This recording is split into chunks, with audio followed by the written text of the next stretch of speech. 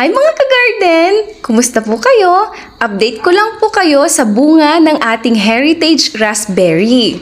Hindi pa po fully formed ang iba at yung iba naman po medyo nakikita na natin ang kanilang shape. So yan po ang mga bagong flowers po niya sa likod.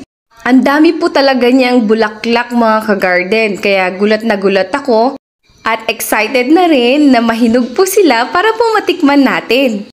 Yan po ang mga bulaklak na nagiging bunga na, nafo-form na siya. O diba, nakakatuwa. Ayan, heritage raspberry po mga ka-garden. May malalaki at maliliit na pong bunga. Sana nga lahat po sila ay magtuloy na lumaki at mahinog. Pwede naman palang mag-survive at mamunga pa ang heritage raspberry sa hot weather.